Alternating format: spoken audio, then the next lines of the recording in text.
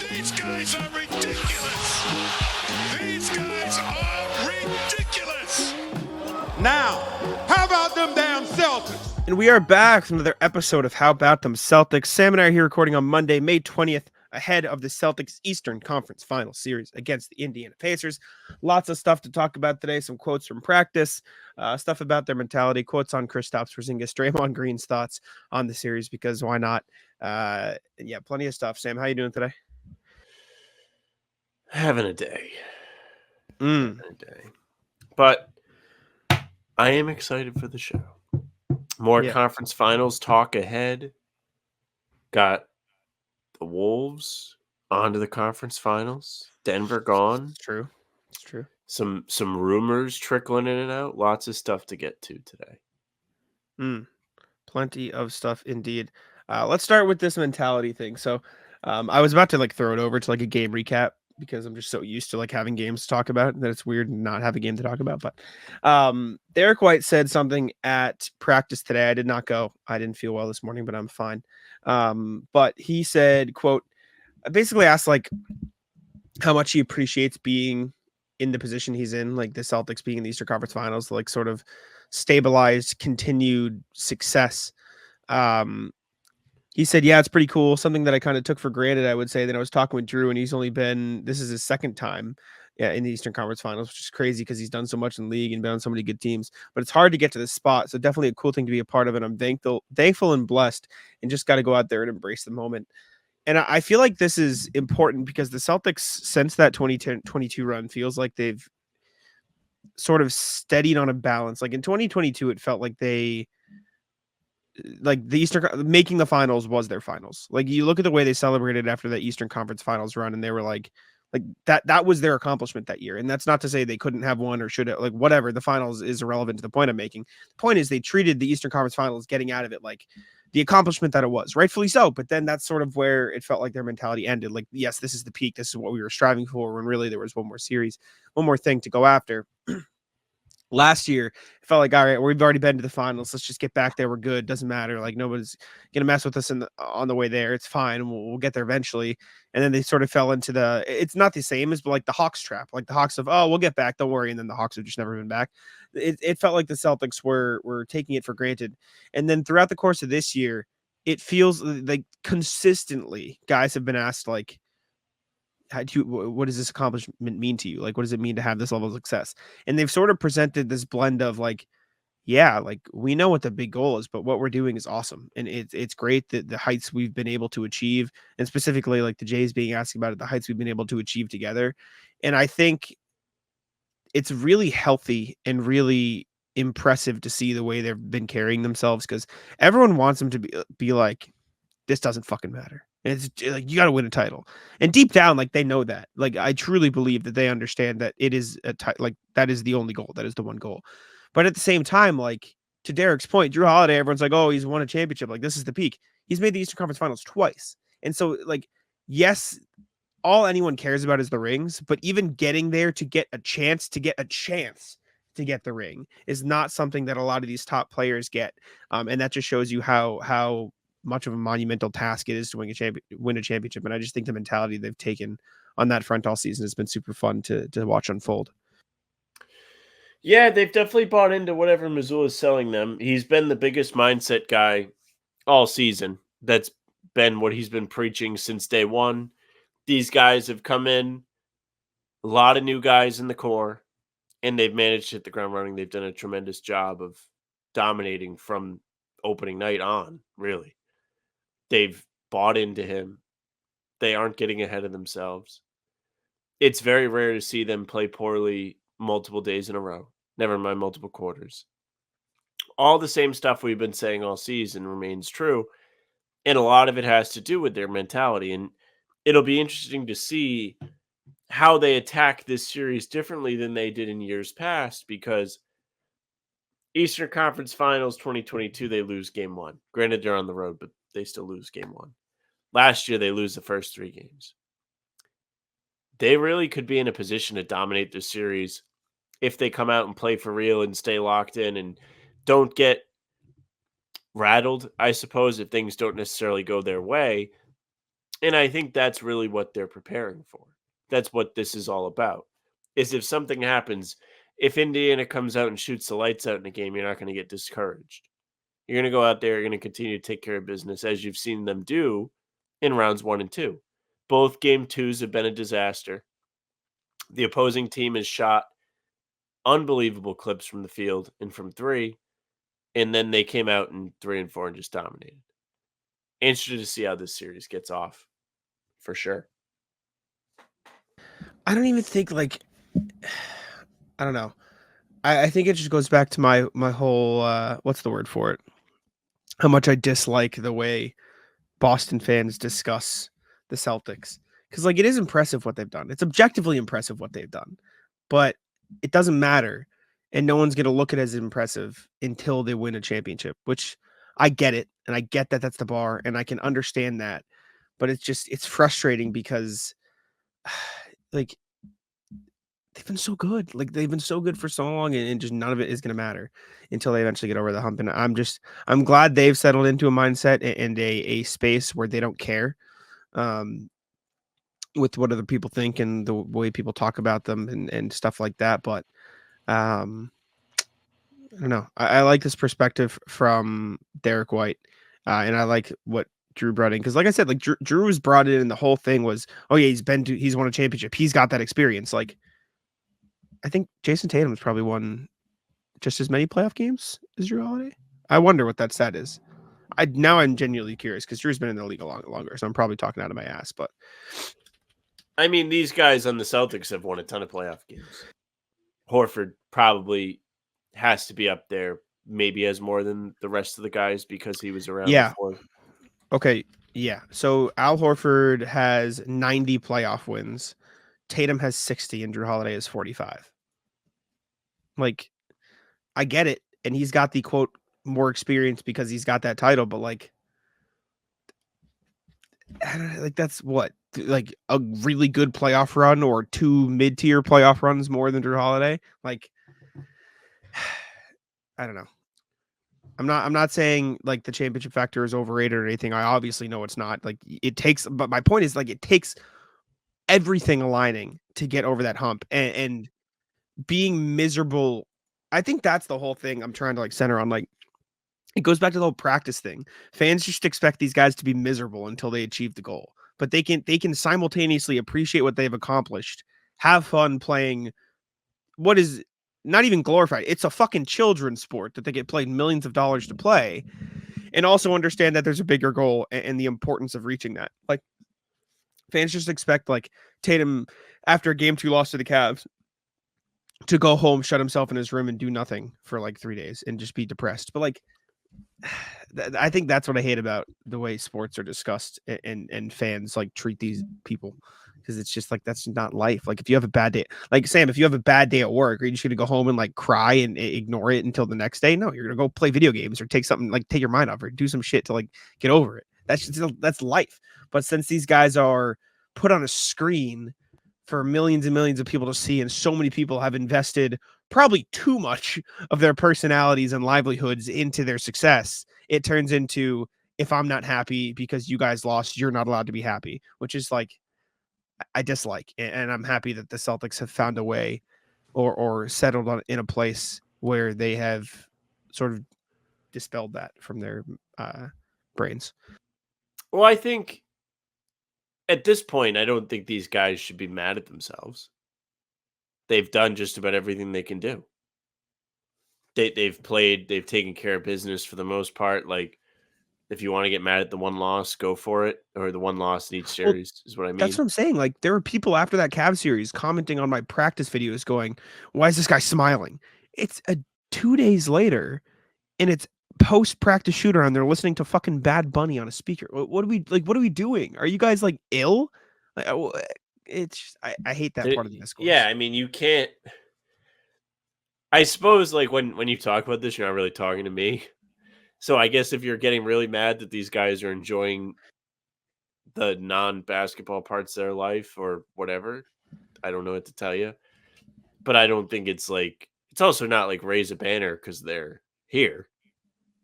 But no, that's not what you're saying.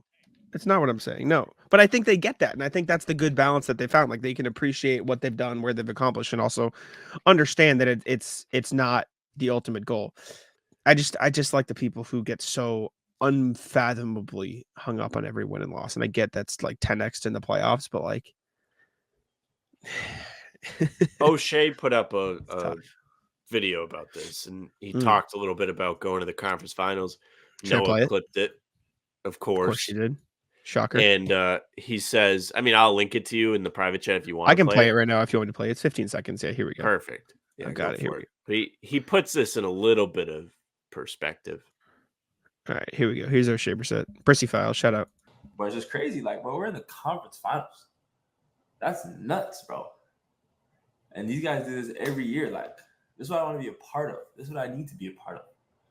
This is it right here. This is better than anything.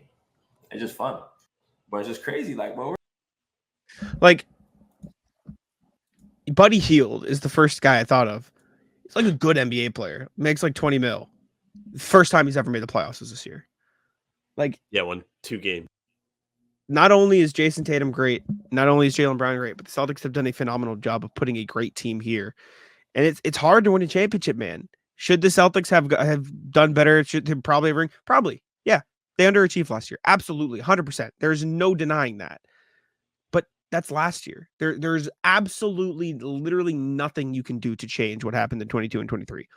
All they can do is learn from their mistakes, focus on this year, enjoy the process, and do everything in their power to win this year.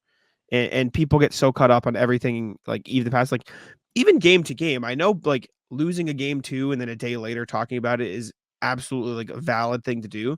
But like, what do you want it to do?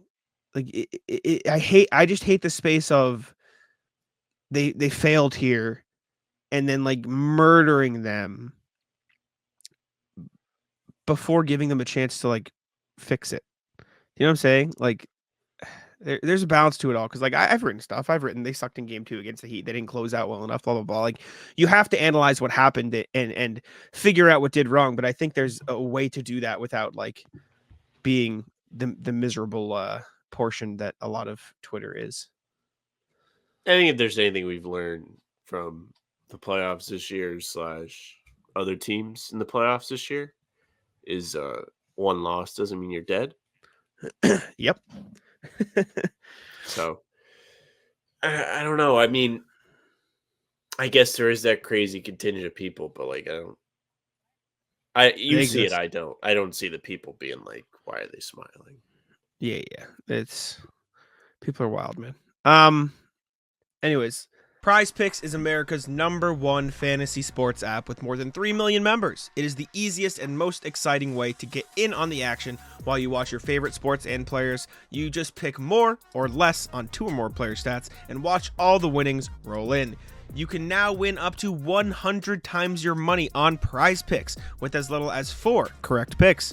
You can turn $10 into 1,000 with basketball, hockey, college basketball entries today on Prize Picks, America's #1 fantasy sports app. One of our favorite picks here at the How About Them Celtics podcast is the Drew Holiday blocks. It's usually 0.5. He just needs more than 0.5 blocks. That means 1 Drew Holiday block. And that pick is in the bag. Prize Picks is really simple to play. I can make my picks and submit my entry in less than 60 seconds. Download the app today and use code CLNS for a first deposit match up to $100. Again, download the app today and use code CLNS for a first deposit match up to $100. Pick more, pick less. It's that easy. Before we get to this Kristaps thing, I thought of this. It doesn't have to be like a full thing. Did you see the clip of KG and Paul Pierce about the Timberwolves and the Celtics? No, I didn't see that.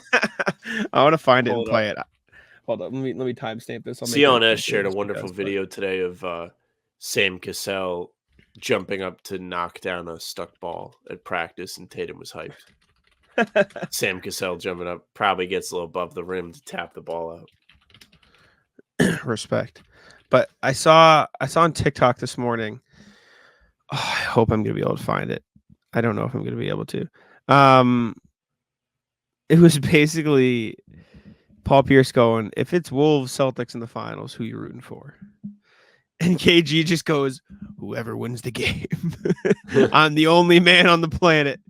It's Damn, true. I need to find the clip now. This is gonna piss me off. Was it? It was on TikTok. Hold up, because I really want to play the clip because I cannot do it justice without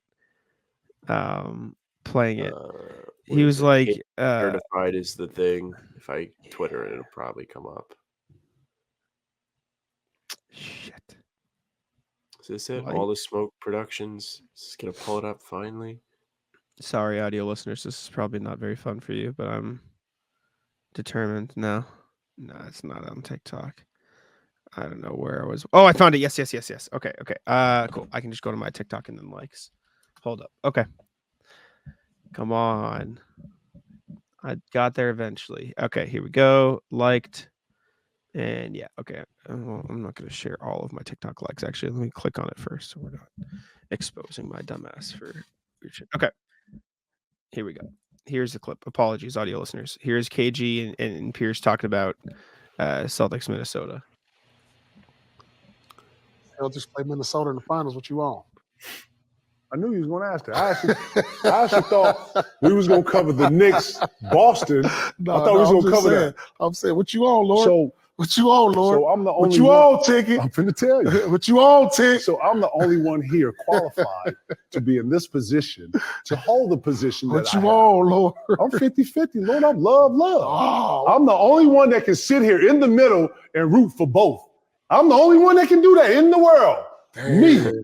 You hear me? So if Minnesota Me. win, you gonna go to the locker room. Oh, yeah, where to get that shit? Yeah. Game 2 of Boston win, you gonna go to the locker Yeah, room. where to get that shit? Yeah. Then I love y'all. Then game 3 Minnesota win, you gonna Yeah, go where to to the get that shit? Yeah. Game 4 Game Boston four win. is over. Yeah, where to get that shit? Yeah. I'm the only nigga qualified that can do this. Nobody in league history can do this. Game 7, Minnesota win. Where to get that we shit? got it, Yeah, y'all. we won that We shit. did it, y'all. Yeah. Celtics win. We did Won it, that y'all. shit. Yeah. We did it, y'all. Yeah. Yeah. Fuck you mean? I really liked it. I was a big fan of the clip. He just goes, I'm the only motherfucker allowed to root for both teams. He is. I was trying to think of other people. Don't have him. Nope. Sam Cassell's the only other one, right? He played for both teams and he won a title. Well, he's the coach. He's Nope. on a coaching staff. Yeah. Exactly. Guess you could like point at the other guys in those trades, like Al Jefferson, diehard Celtics Wolves guy. Not the same. Anyways, I just thought that was funny. Celtics players and Joe Mazzulla. So the Celtics have had some very kind things to say about Kristaps Porzingis in his recovery. I'll read them quick and we can talk about it. JB, Jalen Brown said, KP's been great, still been very active getting at every practice, making sure he's still involved in every team huddle and just staying in the mix. Mentally, even though physically he's not fully there yet, mentally he's still been engaged, and that's a great sign. When his body catches up to full health, he'll be ready to rock and roll. Joe said, and he was asked about like KP, where he's at mentally. Said he's in a great place. He's working hard every single day to make as fast a recovery as he can. He's there for everything. Can't go underestimated how hard he works trying to come back in a timely fashion. And then Drew said, KP, he works hard. He's working hard to come back. Also, if I know him, he keeps himself engaged. He keeps himself engaged with the team. He's a great locker room guy, great teammate, somebody who's super funny. So it's been pretty easy, I think, to keep him engaged. And we know that he wants to play. We know that he wants to get out here and play with his teammates. So again, seeing him out here, seeing him working hard has been good. And honestly, just hope he recovers fast. So it sounds like KP's in a good place mentally, which is important as well. Cause like he was very, very down after the injury happened. He looked very upset about everything that happened, obviously, because this is the whole reason he came to his team to play in the playoffs. And now he's having to sit out. But it's good to hear that he's in a good spot, at least like mentally speaking. Yeah. I mean, Porzingis has always seemed to be a guy that's high spirits, optimist type. I understand, like, if you get hurt, you're heated. I'd be heated. I was heated for him. So it's good that he's out there getting work. I know Joe told the reporters at the Auerbach Center today that Porzingis didn't practice. I just love when they're like, hey, Joe, what's going on with Porzingis? He's like, no idea. Dude, it's the biggest scam. Yeah. He's just like, I forgot. Porzingis would be doing like individual workouts, and Joe's just Sandra Bullock from Bird Box with the blindfold over her face. He's just like, oh, nope, can't. He's actually like so committed to being honest, though, like he won't look. Well, the media's gotten like crafty with it too, but Joe's still committing to the bit. Like before, it was Joe. Do you know if there's any update? I have no idea. Joe, do you know if like Kristaps has like injuries healed at all? I have no idea. And those are things like he probably wouldn't know because that's like injury stuff, and so he's fine. Sure. Has Kristaps been on the court? I have no idea. Motherfucker, you're on the court. What do you mean you haven't? Like you're just lying. you're just not at practice, Joe. Yeah, I respect a bit. I will say he did come in watching the Man City game during his press conference and put his phone down to do it. But they won the league yesterday, right? Yeah, 2 days ago. Just always win the league. Is this their fourth in a row? Them. Fuck Pep. Is this 4 or 3? It's at 4. least 3. Premier... Liverpool won in 2020. Arsenal got one, I think. So I think they're 2 in a row. No, 4 in a row for Man City. Is it 4 in a row? Yeah, it was Liverpool in 2020, then Man City. Man United was second in 21. Liverpool was second in 22. Arsenal's been second the last 2 years. Yeah, Pep's the worst guy ever. If it weren't for Liverpool's 2020, they would have won 7 in a row because Man City won 18-19. Always Man City. That's horrendous. That's like if the Warriors just kept KD and kept winning. No salary cap. Ownership will spend every year. Respect. That's what you're going to get. Not my money. Yeah, exactly. Respect. I was going to say, like, it's kind of what you want, no? Anyways, alas. But yeah, no Kristaps actual update. No, just teammates saying. What do you think on this? You were a little pessimistic last time we talked about this. I don't know if he's back until like the end of this series. Why do you say that? Because there's no real need.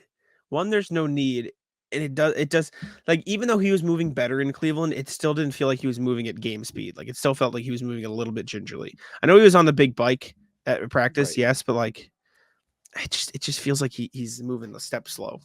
And if you're even a step slow, you can't play. Cleveland was a week ago today. That was game 4 was Monday. It's Monday. Oh my God. Jesus. It's going by so quick. And they have so many gaps like in between the games. Yeah, but like to put it in perspective, so he's had an extra week since the last time you really get to look at him. And your take is you just don't think they should have him play because you want to let him back, which I agree with. I haven't seen him since Cleveland. In fairness, like I haven't seen him but like when I was like, "Why are you pessimistic?" You just say, "Because I don't think they're going to need him." Partially, yeah, but I also think you could get him a couple warm-up games would be nice. So which is it? I don't know. Like I think they should get him the warm-up games, but I don't think they care about that. I think they just want to get him on the court as soon he is fully healthy to go, but I don't think that's yet. Like I don't think it'll be till the end of the series. So I think he'll get maybe one game in. But I also wouldn't be surprised if he doesn't play till the finals. I genuinely don't know. They're just not saying shit about it, to be honest. Like I have nothing for you. This is all opinion. I don't think they're going to need him. No. But one of their losses did come when Porzingis didn't play. It's true. Might actually be both losses. Because I know he got poked in the eye in one of those indie games. I know they won the one where he got poked, but I don't know if he actually suited up in the following game or not. Because they played their back-to-back in January. Not sure. Anyways, last Celtics thing before the email. Draymond Green has weighed in. Sound the alarms. In case anybody was waiting, I know you all were. He said, I still personally think they're an 82-game team, talking about the Pacers. But I didn't think the Knicks was real, so somebody had to get there. I got Boston, no problem. Should be a gentleman's sweep. They got to the conference finals. Someone has to get there. It's the East. We get it. Someone's got to go. But congrats to them. That's dope. But I think this is going to be the end of the road for them. Very confident in Celtics over Pacers. The last time Draymond said something like this, the Heat took him to 7 games before the Celtics won. But I tend to agree. He said that 2 years ago? Like in 2020 after game 5. Remember, they asked him, like, who you think you're playing in the finals? And he was like, we're playing Boston. And then Udonis Haslem walks up to the camera and goes, thank you. And then they lost game 7. Yeah. Yeah, I do remember that.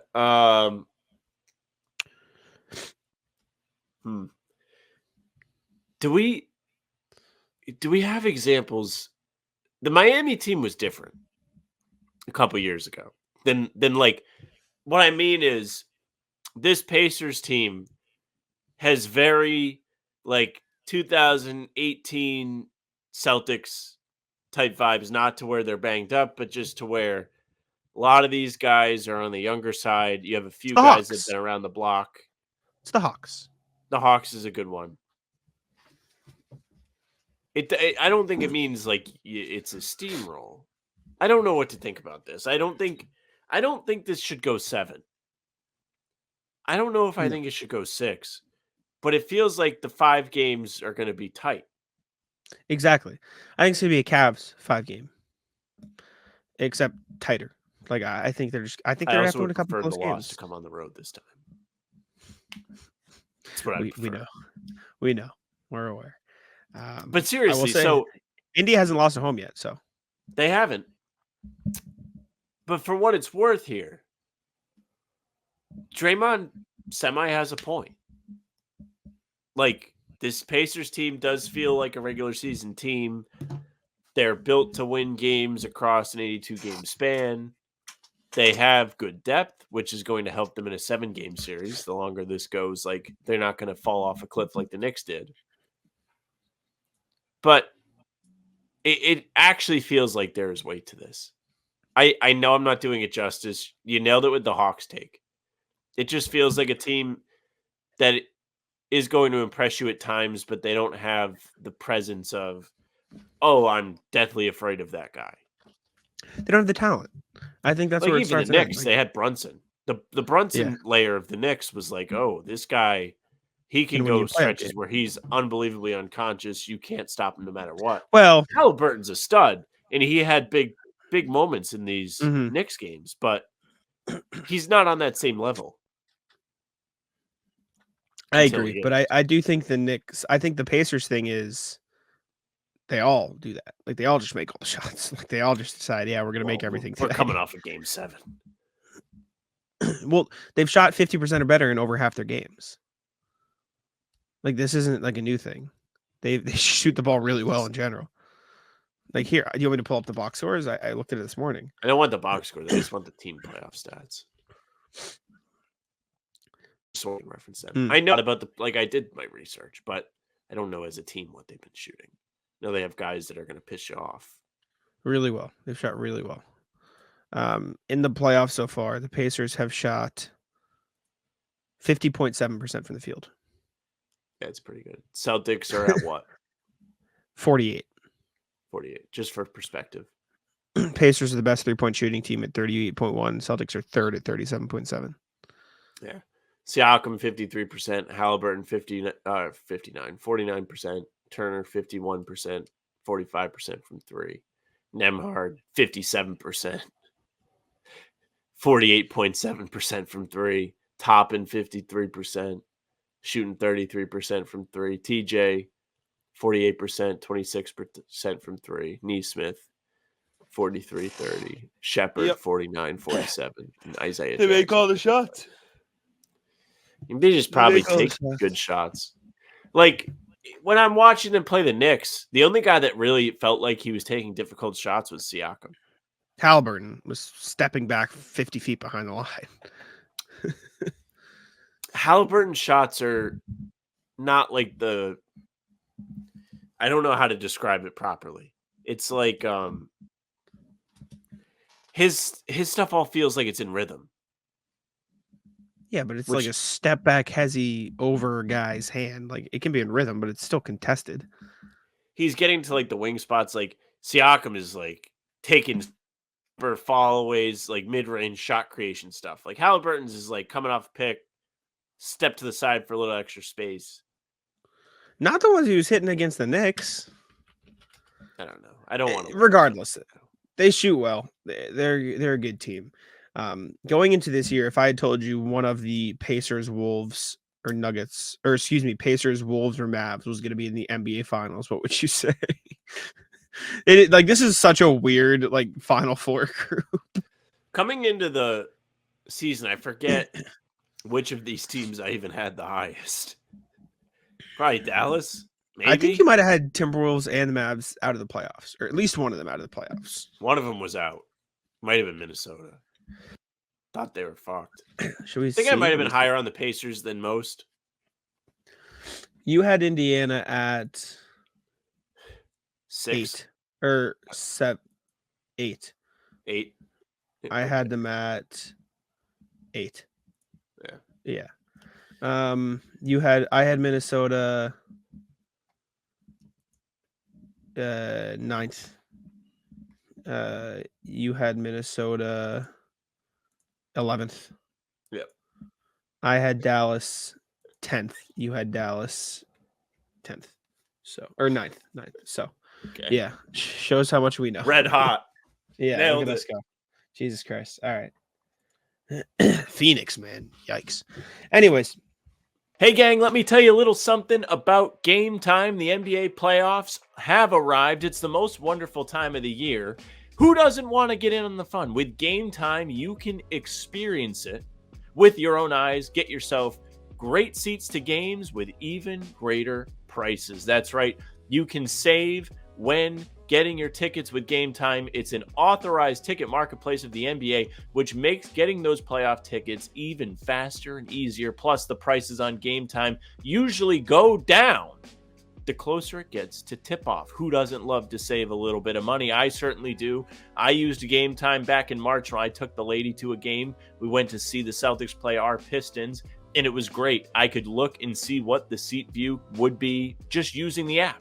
Didn't have to be surprised when I showed up. Plus, you do get those last-minute deals. They have the flash deals and zone deals. Zone deals, which you can choose a section of the arena and let Game Time choose those seats. You'll save a little bit of money that way. You can download the Game Time app, create an account, and use code CLNS for $20 off your first purchase. Again, that's code CLNS for $20 off your first purchase. Terms apply. Again, create an account and redeem code CLNS for $20 off. Download Game Time today. Last minute tickets, lowest price guaranteed. let's go to the email here, see what y'all have to say. A reminder, as always, make sure to email us at hbtcpod@gmail.com. We'd appreciate it very much. We'd love to hear from you. So let's see what we've got cooking today. Here we go. All right. 2 emails, one from RJ, one from Pete, staples of the email crew. Appreciate y'all for the love. First one here. Let's try a new email view here. Let's see how we like this. Do we like this? Let's see. First one from RJ. With love and respect, a quick recap of Boston Indy this year. Afternoon, guys. Well, Tibbs managed to waste HCA and burn his guys out again, but more than another time. What'd you say? I was like, what is HCA? Yeah. I did the same thing. That's why I slowed down. Home court advantage. Quick reminder for everyone, the Celtics took the season series against Pacers 3-2. The 2 losses were in Indy. C's also won a game there. And in those losses, the following occurred. The Pacers won by 2 points and 10 points. Pacers made more threes than the Celtics in each of them. Pacers shot 47.5% in both their victories. They shot 31% or worse in their losses. In one of the losses, the Celtics did not suit up either Tatum or Sam Hauser. That was the 2-point loss. All of this is to say the Celtics can and should take down the Pacers in maybe 4 games, but 5 feels right. Unlike the first 2 rounds, if the Pacers get a win, it will be in Indianapolis. Knock on wood, RJ. I do hope Coach Mazzulla can expand his circle of trust while KP keeps rehabbing, whether it's Tillman, Nemi, or even Brissett. Given the speed Indiana wants to play, Al's going to need some additional ref beyond what Luke can provide. Be well. And good luck finding a hotel space. Maybe check with the Celtics traveling check secretary for an assistance. RJ and the son of a travel agent who used to do bookings for sporting events. Our the Airbnb we're gonna book is booked. We got cooked. We got sniped. So Booked? yeah. Was it It like got cool taken. one? It was just nice, and it was on the cheaper side, and it haven't had enough beds for us all. So, but we'll figure it out. But You guys, yeah, fucking up the creek without a paddle going Indy. it's so tough, man. It's so annoying. But whatever, we'll get it done. We'll figure it out eventually. Absolute disaster. Like somebody on Reddit went to the Celtics sub and was a Pacers fan, was like, if you guys are looking for something to do, if you're traveling for these games, Indy 500. And I was excited when I saw the post. I was like, oh, this is great. I'll send it to everybody I know that's going. And I was like, well, they all know about that because it's just fucking them sideways.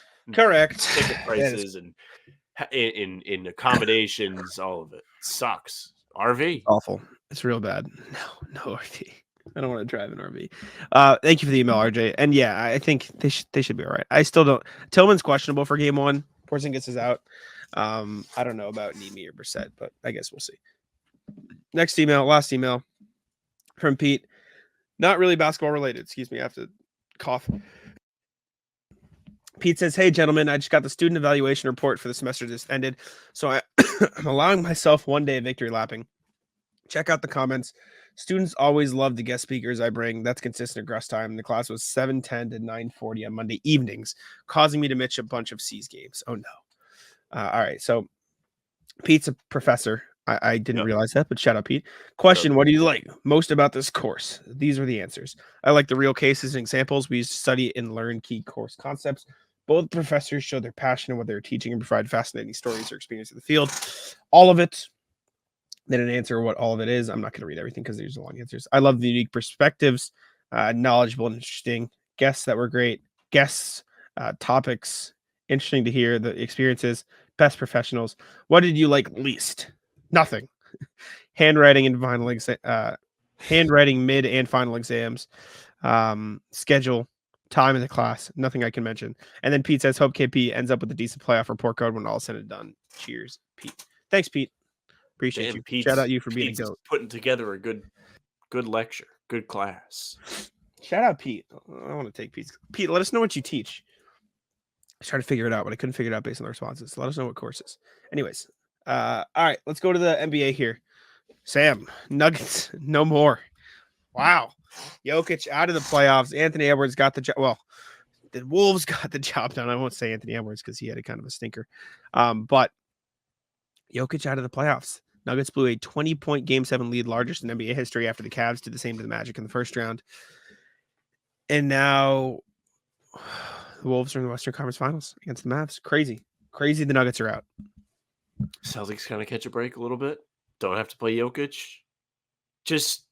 I'm not, this is not me discounting the talent that the Timberwolves have. They just don't have Jokic. Jokic is just a bad matchup for the Celtics. They don't really have the right for everyone, except the Wolves, apparently, except for Minnesota. But seriously, like Jokic is a very difficult cover. He's somebody where if the Celtics are playing against Denver, I don't love them in a close game. Not that I ever love the Celtics in a close game, just because I'm me, not even because of them anymore, but just because I'm like, But like he's very difficult to stop. If you do stop him, he's going to make you pay for overcompensating, and he's just going to find open guys. That game in Denver was a prime example of that. They just killed the Celtics, getting buckets right next to the rim every play down the stretch. Now you get to play either Minnesota or Dallas if you make the finals. Dallas you beat the piss out of both times you played them this year. Minnesota you had 2 excellent games against. Both went to overtime. Game in Minnesota you had a shot to win, miss it. Did they have a shot to win the game in Boston too? I think they did. I believe they missed an elbow jumper before overtime. I don't remember, but perhaps. I think they yes. But anyways, you got a great home atmosphere game against Minnesota back. I think it was in January. You had a big Holiday shot in that game. Just total chaos in the closing minutes. It was a lot of fun to watch. Now, I am not somebody that roots for fun in the playoffs. My definition of playoff fun is the Celtics winning, and I don't have to worry about it. But if you are neutral, you should probably root for Celtics-Wolves because I think you would get some good games. Minnesota has good defensive guys to guard Tatum and Brown. Gobert does a good job protecting the rim. If Porzingis is healthy, it throws a wrinkle in where you have to worry about who's going to guard him. Is he going to be able to effectively stretch the floor? And ultimately, one of Gobert or Towns is going to end up guarding somebody that's not a center. Towns did a lot of work guarding Jokic in the did a good job series.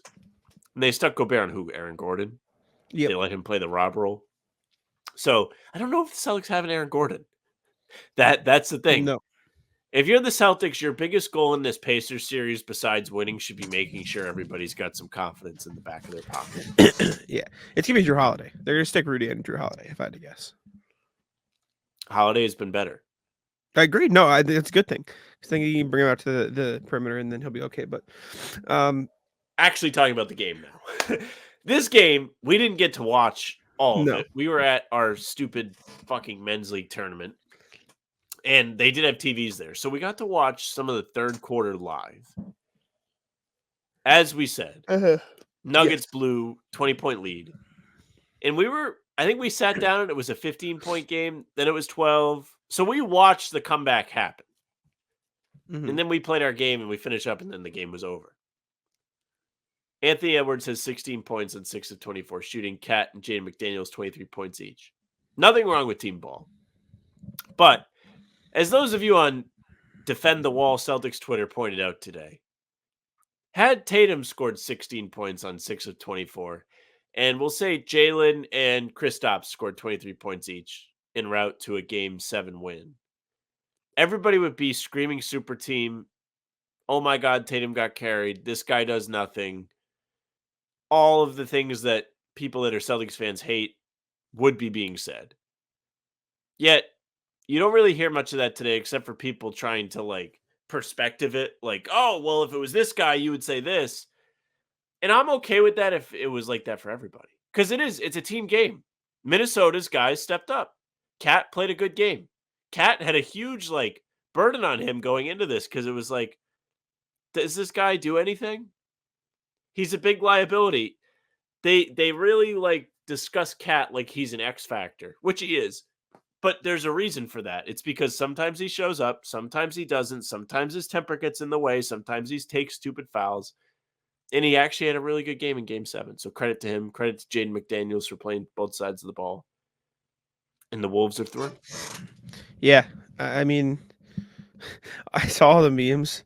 It was like Jokic after Game 7, and it was like, oh yeah, I'm very sad. No basketball anymore. And then he goes, you don't have to pretend. He goes, no, I was actually very sad. I wanted to play horse team in Western Conference Finals. Wait, did that actually happen? No. It's TikTok. No. You see Mike Malone after the game? Michael Malone. I saw what happened. I didn't listen to it. So a reporter basically goes like, how tough is it to face this loss after knowing you're up 20, whatever? He just goes, season's fucking over. What the fuck you mean? Like that's what fucking matters. Stupid fucking question. Just shits on the guy. And like, what do you it think? is I think it is like, it is a dumb question, but it's a question that has to be asked. You have to ask a question. What else are you supposed to fucking ask? You blew a 20-point lead in Game 7 of the second round.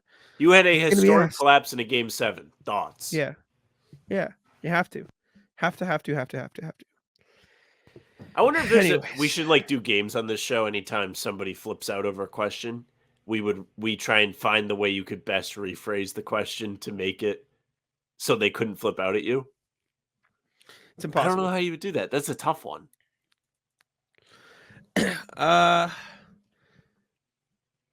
Even if he was like having the season end like that after having a 20-point lead, like what goes through your mind when that's happening? Maybe that gets you there. But does it add any extra sting? I don't know. Yeah, here. I had one. I lost what it. was said. Let me pull up what was actually said because I don't think I phrased it completely like what was said. Here we go. One sec. It's an added perspective now, having been in the rooms for press conferences. You're just like, it's tough. If this happened to me, I would probably like never come back. Yeah. All right, here it is. How hard is it just to absorb a loss like this after going ahead by 20? That's phrased pretty well. The season's over. That's what's hard. Fuck being up 20. The season's over. You don't understand that. The season's over. It's hard. Stupid ass questions. Bro, what do you expect him to ask? Like, he's asking you about blowing the biggest lead. Richard Jefferson was at. I saw this when I searched it. To absorb a loss like this after going ahead by 20. This is Richard Jefferson's reaction to it. For what it's worth, I also don't think he sounds as mean as the quote reads. No, he's just frustrated. I don't think he's mad at the reporter, but that. The season's over. It's hard. Stupid ass questions. hard to do, but I was always taught handle success like a gentleman and handle failure like a man. Look, you just lost a game 7. You're supposed to be frustrated, but they're not stupid ass questions. You're frustrated, but they're not stupid ass questions. These are legitimate questions from legitimate reporters. Look, we saw the tour. We saw the success. We saw the revenge tour. Oh, we're keeping receipts and this and that. I love that. That's part of what Coach Malone does well. He inspires his guys. But when you lose and someone asks you a legitimate question, you can't have it both ways. You can't have it, I'm going to party and be that dude. And then when we lose, stupid ass questions. No, that shit, that to me is unfair to the reporters. That's a legitimate question. You're just frustrated, and that's the end of it. How hard is it? What do you think of Mike Malone? Respect. I love Michael Malone. Michael Malone. Yeah, he doesn't like Mike, right? Is that the thing? Yeah, he doesn't. Michael Malone. I love Michael Malone. I like him as a coach. I like the way he carries himself. I think he's just like he's mad. Like I think he's just frustrated. He caught him at a bad time. But like, yeah, I think the question was asked well. Like I don't think it wasn't like a snipe. It wasn't like, oh, it's obviously going to get under his skin. We're going to get him fired up and get a quote, viral video or whatever. It was an unfair response based on the question, but like I also get it because you're mad. It's a game. You lost game 7. Like of course. I actually think like if he just didn't say stupid ass question, would have been fine. Yes, I agree. I think up to that point it was fine. When you read the transcript of that, it looks way worse. Like hearing him say it, you can tell like he's like just talking to the guy and it's like, yeah, it sucks, but he's like, actually, I hated your question. Yeah. I know some Celtics fans don't like Michael Malone because he was like, hold that L or whatever. People are not happy. Who cares? That's what you're supposed to do. Just do. part of his personality. And like, he wasn't like, get fucked Celtics. He was just like, if Joe Mazzulla did that, people would love it. So, anyways, Wolves, Mavs, Western Conference Finals, Sam. Thoughts?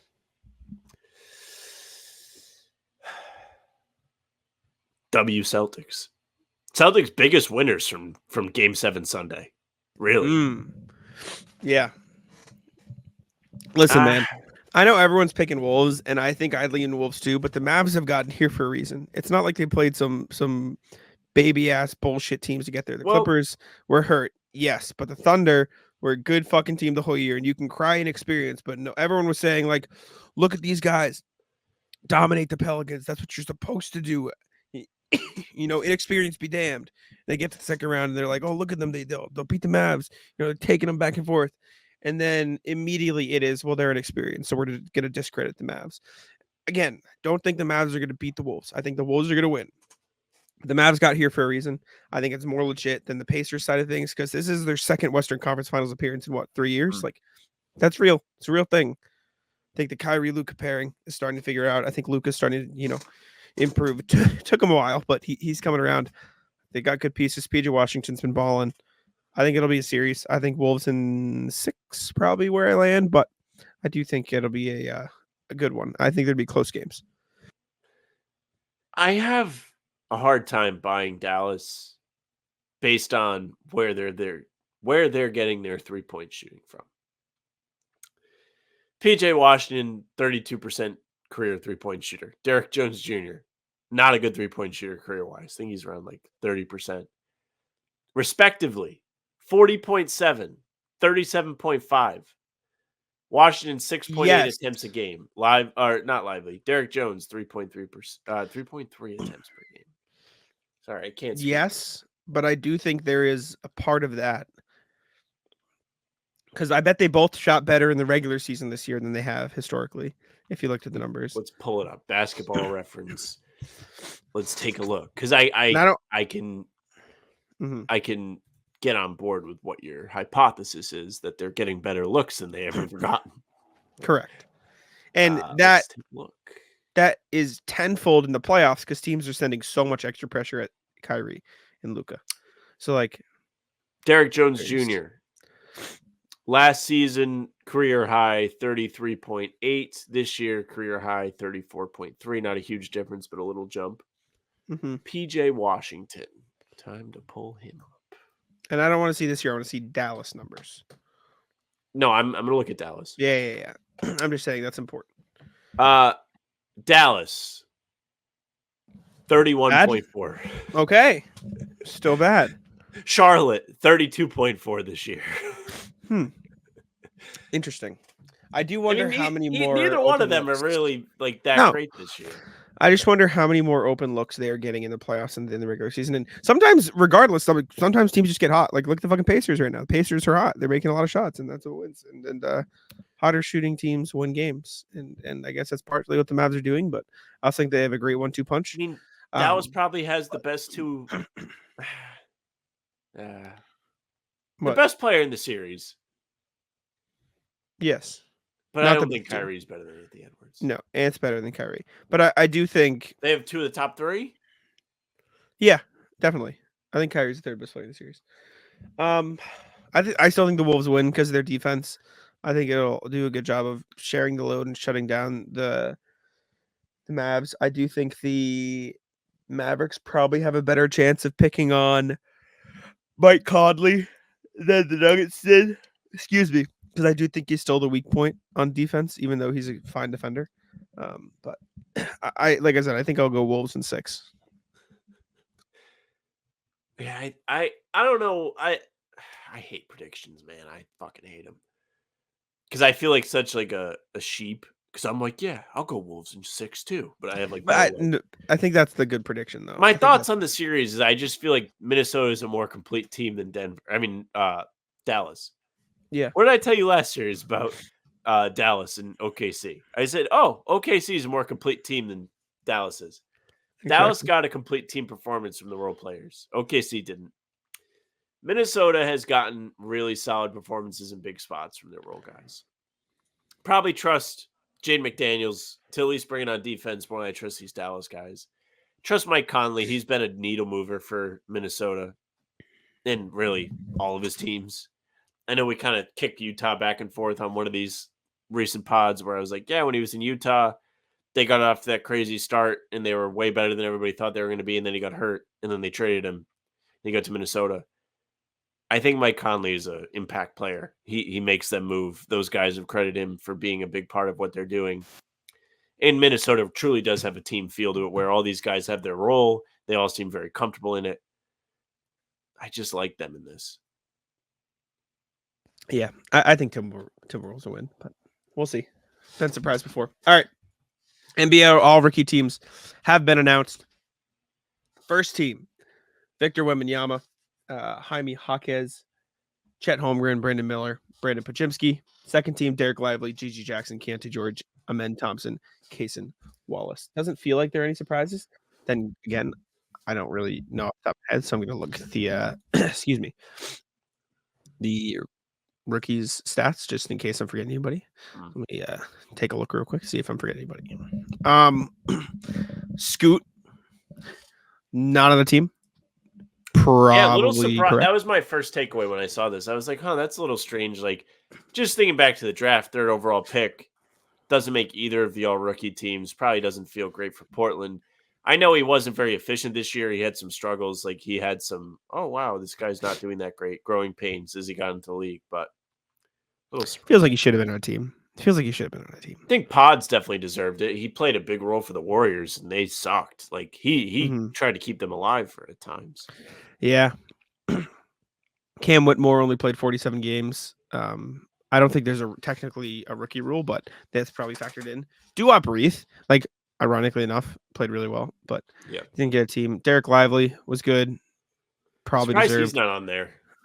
Derek Lively he is second team. This seems right. It seems fair. Scoot's probably the biggest, like, what are we doing? And if I had to choose, I'd probably bump. Who would I bump? That's the question. I don't know. Probably Keontae George. I feel like they put up very, very similar numbers, but Scoot was slightly less efficient, but I don't know. That's weird. Yeah, that Cason turnover Wallace numbers tough on Scoot, 3.4. Cason Wallace averaged 7 and 2 and 1, but he was very efficient. So I guess the efficiency. But then again, like he's on a better team, so of course the efficiency's gonna be up. So like that's tough for me. I don't know. I think Hawkins definitely deserved it. A lot of these guys had fun seasons. George had a big game against the Celtics. Team. Yeah, I'm good with the first team. First team looks good to me. Second team looks fine too. Like I don't want to take any of those guys out. It just feels like Scoot should have been on a team. It feels like, but he just got kind of dunked on all year. It is what it is. Koulibaly was good too. Who led rookies in rebounding? Oh, of course, it was fucking 1B. What am I saying? I forgot. Vasil and Micic was a rookie. That's fucking. Was he the oldest rookie in the league this year? Snubbed. He was, yeah. Micic snubbed. This is true. Anyways, all right. Next thing we've got is more Cavs stuff. So, this is from who is this from? Is it right there? Mark Stein. Mark Stein. Sorry, yes, it's in the big thing. Look for Cleveland's Jared Allen to become one of the most coveted trade targets in the league this offseason if the Cavaliers, A, succeed in signing Donovan Mitchell to a contract extension, and then B, prioritize signing Evan Mobley to a potentially maximum contract. Allen continues to have numerous admirers in rival front offices despite the whispers of frustration circulating in Cleveland surrounding Allen's apparent reluctance to take a pain-killing injection to address a rib injury. On the latest This League Uncut podcast, my co-host Chris Haynes of Turner Sports Illuminated. I see. I thought that was like Turner Sports Illuminated. Anyways, Allen's very understandable reluctance for doing so, reporting that Allen did not want to submit to such an injection because of what happened in the NFL to quarterback Tyrod Taylor in September 2020. Then playing for the Chargers, Taylor sustained a punctured lung when a pain-killing shot was administered to treat a rib injury. Fair enough. Don't want that to happen. If Allen becomes a trade target, he like Mark Stein mentioned, it's like duh. One of the biggest targets immediately, not only because of how good he is, but he's on a $20 million contract for the next 2 years. Like he's a damn good player, and that's a steal of a deal. Top Jared Allen destinations go. OKC. OKC is up there. I wonder if San Antonio. I think they like 1B at the 5, but getting a body next to him would be nice. Memphis. Brooklyn. I like Memphis a lot for him. Yeah, because they've moved put him up next to Steven Triple J. Yeah, put him next to Triple J. I know they've got Derek Lively, but Dallas feels like a good spot for Dallas him. would be a good one. Just catch lobs from Luka, play defense. Maybe one of these like weird spot rebuilding teams, like Utah. Maybe. I don't think he's like a give up the farm guy though for a team that doesn't have a squad yet. He's more of a we're ready now, let's go get an extra guy type player. If you're the Knicks, do you upgrade from Mitchell Robinson? I don't know. I don't know if Allen's the way they would go because Hartenstein's a free agent this year, so they have to get him back. I'm saying re-sign him and bring Allen off the bench. Bring Allen off the bench? I don't think so. I don't know. Doesn't make sense. I would upgrade that. I'd upgrade that. I don't think they will either, but I think it's intriguing. Milwaukee? Doesn't make a ton of sense. You can't really shoot, but not really. Brook Lopez is getting old. Orlando? Maybe. Depends how they feel Orlando. about Wendell Carter. He's fine. He's Phoenix? like a placeholder guy. If you're Phoenix, do you do something? You try. What do you have that Cleveland would want? Please, please give us. That's what you have. You have begging. I don't know. Yeah, it doesn't feel like. Outside of that, I feel like OKC's up there, Memphis up there. Those are the biggest ones for me. Golden State. There was something there. Maybe he could be like a set screens, pass the ball guy, right? This sounds so dumb, but do you get Scoot an actual big man to play with? Just say like, let's bring someone in. Dear God, Rob. The Timberwolves are like, guy, we need to beat Jokic again. Let's bring in another fucking center. They just start stacking them. Yeah, I forgot about Rob. Yeah, I feel like Thunder number 1. Besides that, like there aren't like a bunch of teams jumping off the Memphis. page. I like Memphis a lot. Memphis is a good one. I think that makes sense. Even New Orleans isn't an exciting one. I think New Orleans needs more like creation. I don't think they need more shooting presence. And they need shooting at the 5. Yeah, it feels like those are the biggest two. Memphis and who did I just say? Oklahoma City. Oklahoma City. Yeah, sorry. Yeah, those are probably the best two. All right. Next thing, teams are quote unquote monitoring the Julius Randle situation. Yeah. This is from Shams Sharania. Yeah, that is it. They're monitoring the Julius Randle situation. I put it on the sheet, tweeted it. Prayers to whoever thinks he's the missing piece. I think Julius Randle is almost underrated at this point. I think he gets way too much slander. I don't think he's phenomenal, but he's still an all-star. Like he's still an all-star caliber player. He's good creation. I think as a secondary option, he's fine for a playoff team. I think as a tertiary option, he could be on a title team. The problem is it's like the Russ in OKC. Like, yes, you can be a great team, but you need the perfect pieces for it to work. And I think that is sort of where Randall falls under. I think he's a great player, but you just need very specific pieces for him to work. He's a good playmaker. He's a fine defender. I think he's a good rebounder for his position, especially. I think when the shot's there, it gives you a huge boost. But I think you need enough scoring and enough shot creation around him for where you don't really need that. And genuinely, I think Dallas would be fucking great for Julius Randle. You put two elite shot creators around him so he doesn't have to have the ball, but you still have an extra option who can bang down low in the post a little bit, hit a three for you every once in a while. I really, really think Julius Randle would be good in Dallas. Like if I had to pick a place. You know what you just described to me? What? Porzingis in Dallas. No, not the same at all. Not even close. You have a guy that you can kind of post up once in a while and then shoot threes. No, because you have the That's what I heard. rebounding, you have the extra shot creation, you have the. I think Julius Randle is a much better post-up player now than Porzingis was when he was in Dallas. I think he's a much better defender at the spot. I think you can still run Derek Lively. Like they were running Porzingis at the center for a lot of the times. I think Julius Randle's a lot more mobile. I think he's much better playmaker than Porzingis was. I like Dallas. I think they're genuinely teams that would like to get Julius Randle on their team. The question is like, what do the Knicks want, or what would the Knicks do, or are they going to use him to get a better piece? Like, is he just going to be a salary filler to get the Knicks a star, or is another team going to actually try to trade for Julius Randle? Because I do genuinely think there are teams that would be better if they traded for Julius Randle. Last three seasons, 30.8, 34.3, 31.1% from three. Mm-hmm. Hasn't been good. He's just not he's in the Levine category to me. 3.5 turnovers a game, 2.8 last year, 3.4 the year before, 3.4 the year before that. I think he's better than Levine. If you had to power rank him, yeah, probably, but they're in like that same range. At least he plays defense. Like I think he's a good defender, he's a good rebounder, he's a good playmaker. And for as inefficient as he's been and as somewhat turnover prone as he's been, like those are three very valuable skills, especially if you have two guys like Luka and Kyrie who can handle most of the ball handling. And I think that's why you've seen him be better with Jalen Brunson starting to take over.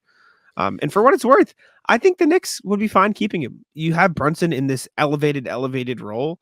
OG Anunoby there as well, like all these other pieces around him where he's not going to have to take on that larger load. I think you could see a really good season from Julius Randle next year. I'll put it this way, with how much like shit that's gone on, I would be buying Julius Randle stock at this point instead of selling it. I think if you're the Knicks, you keep him around to see how it goes.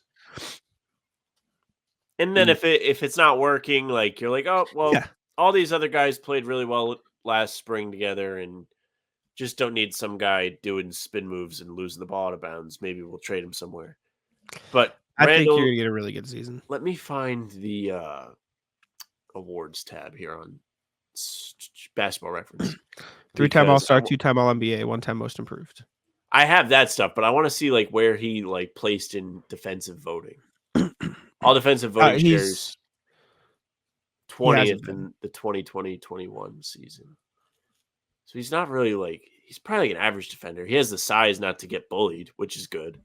Yeah, I'm not saying he's like otherworldly, but he's like a solid enough defender where he's fine. He's a good rebounder for his position. Yeah, he averaged 10 rebounds one of these years, right? Yeah, he's averaging 10-ish rebounds a season. Yeah, he's good playmaker. 9.4. Good rebounder. Good secondary rebounder at the very least. And I don't think you'll ever get back to that magical 40% shooting year from three. That was nuts.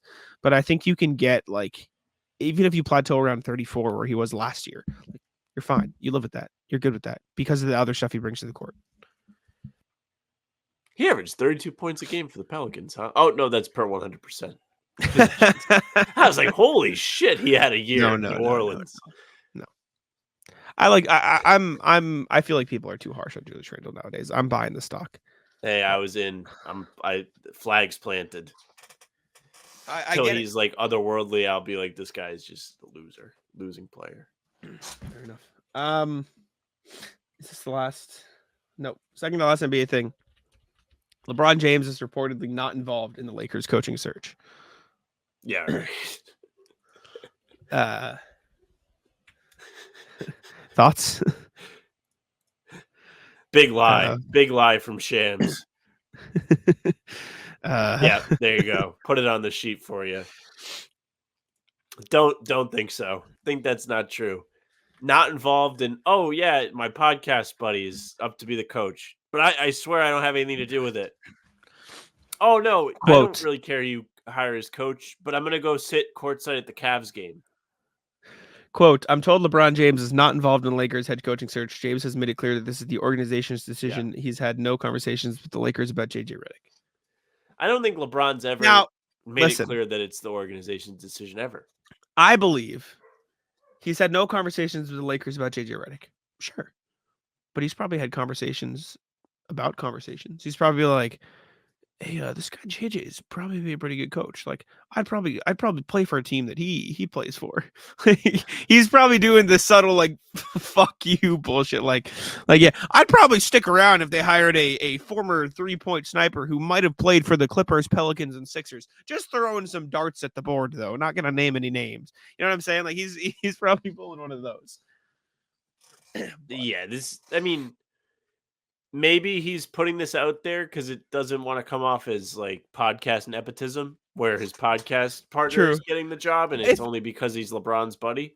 If anything, maybe it is like, I didn't even think about that. Maybe it is to like help keep JJ like respectable image, because I do think genuinely JJ will be a good head coach, but I think JJ Redick to start your career. JJ Redick loves basketball enough to where he's putting in the work. He's watching all these games. Like, not to say that there are other people that don't watch all these games, but like he clearly has the mindset that it takes to be a coach. He cares. He's somebody that wants to read the game the best way. I think it's a little strange that he hasn't not only ever been a head coach, but he's never even been on a staff. Yeah, I feel like, if anything, maybe this is so it's not a Steve Nash-esque hire where it's, yeah, these guys wanted him, so we brought him in. Notice how Steve Nash hasn't sniffed the NBA. Hasn't exactly popped up in all these coaching hires. But again, that's the risk you run when you become a head coach for the first time. That has nothing to do with the teams you're coaching for. Just any person becomes an NBA head coach for the first time. You're going to be held to whatever the results were as they continue to think about vacancies in the future. Now, I would say maybe if you're going to be a first-time head coach, don't go somewhere where your office is under the bus. Brooklyn, Steve Nash, office right underneath the bus. Kyrie, KD, just spinning the tires. LeBron, best bus driver on all the land. Forward, back. He'll run you over as many times as possible. I'm trying to think of other examples because I didn't want to just single those guys out. I honestly can't think of them. When have you ever had a problem singling those guys out? Well, because I want to make a legitimate point. Like, I think this is a dangerous case for these guys. And I know we talked about this before, and you were like, and then like you just don't have the roster to compete, and then everyone's like, well, that team sucks. Yeah, but the whole point of like the Lakers is they have top talent at the top. They don't necessarily have the best rest of the gang, but they're supposed to be good. Yeah, I don't know. I hope JJ succeeds. I like JJ. Last thing, I'm not rooting against JJ. I know. Last thing, Chris Paul is apparently a big rat. So former NBA referee. Yeah. Former NBA ref Bill Spooner, quote, this is from The Athletic. I'm going to tell you, and I know you're recording me, but I get asked all the time, who are some of the tough guys, some of the bad guys? And when I tell them that Chris Paul, in my 32 years in the league, was one of the biggest assholes I've ever dealt with, they say, not Rasheed Wallace or da-da-da-da-da. Nope, nothing like Paul. And they're like, oh, he seems like such a nice guy. And I say, yeah, he's a great image cultivator. It is perhaps the least surprising thing on the planet that the refs all hate Chris Paul. The least surprising thing. Yeah. I mean, anybody that's going to war with Scott Foster, really. Scott's the man. Like a good neighbor. Chris Paul's there to yell at your ref. Cliff Paul. Yeah, shocker, though. Refs don't like Chris Paul. Who would have fucking thought? All right, shall we do our own rat list, Sam? Rat list, indeed. Would you like to start? Yeah, rat list my parents. So yesterday, No. playing MLB the show, I'm playing well. Kind of finding my footing a bit. Struggled a little while here. Win a game, win another game, go into a third game on a little bit of a streak. I get a random text. It's like, hey, need you to help carry this table. I don't have a table carrying amount of time on the pause timer. So I had to lose this game. I was pissed. Tough. It's tough. I slammed the headset, stormed down, and I came back to a loss. Could have got lucky. There could have been a guy that was like, no, I'll wait out and wait till he comes back. I was winning the game, by the way, too. It's not like it just started. Like, I was like probably 4 innings in with a lead. Yeah. A little pissed. Yep. That's tough. It could have been avoided if there was like, hey, we're going to go get this. We're going to be back. Can you help? Yeah. But it's not starting the game. And I'm not blindly going into a game. Exactly. Mm-hmm. It's tough. That's a tough one. What do I want to rat list? I don't know if I have much. I was gonna rat list traffic, but it wasn't that bad yesterday. I don't have much. The Indy 500. Rat list the Indy 500. Fuck that. Price is an Indy for the fucking rat list the Knicks, man. You couldn't win one more fucking game for me, you motherfuckers. Perpetual rat list Indiana. on the Knicks. Ugh, I don't want to go to Indiana, man. You would have thought because they had 5 championship parades after all their home wins that they would be able to win a game 7 at home, but I guess not. I'm gonna have to fucking drive 14 hours to Indiana. Not that fun. Sounds miserable.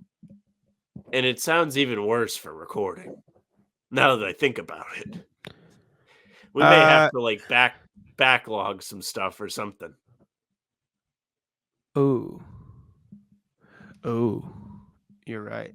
I can record from the car.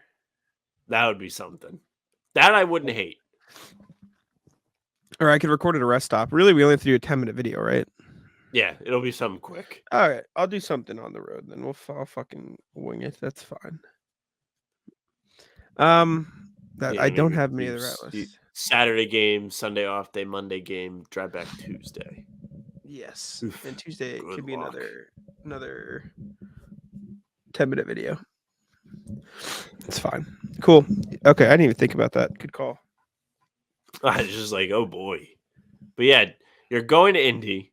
The Indy 500 is the same weekend as Game 3. Ugh.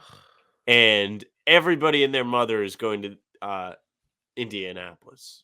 This is a huge event. The person that posted in the Celtics subreddit called it the biggest single-day sporting event in the world, which I'm not convinced is true because the Super Bowl's a thing. Unless they're counting the Super Bowl as a multi-day thing because it just goes on for like a week of like all these events around it, but I don't think that's true. Hey guys, hit me if you want, but I just want to shout out that between games this weekend, we have the Indy 500 going on, which is the largest single-day sporting event in the world. And oh my God. Much to Jack's dismay, everybody is flying in for this, so ticket prices on airlines were unbelievably expensive. They're correct. Oh. 200 to 250,000 people live. Live? I mean live. Indianapolis What kind of 500. stadium they got to hold 250,000 people? The Indy 500 attracts around 350,000 people when general admission tickets are added to the 250,000 permanent seats at the Indy Motor Speedway. We got to pull up the Indy Motor Speedway. We got to take a look at this thing. I did not. Okay, here. I'm sharing screen. Can you take Matt off? Matt is off. Oh my fucking God. Oh my God. They could fit 250,000 people in that place. Look at how big the fucking track is. Yeah, but where are the seats? All of this. These are all fucking bleachers, brother. Those are all bleachers? Yes. Oh boy. You guys gonna go? Look at this. Fuck no. You want to watch cars drive for 3 hours? It sounds so fucking stupid. Yeah, look at all these fucking people. Holy shit. Yeah, they got the two levels. Hold on, This let me is watch. one sport I'll never understand. Let me see. Most people.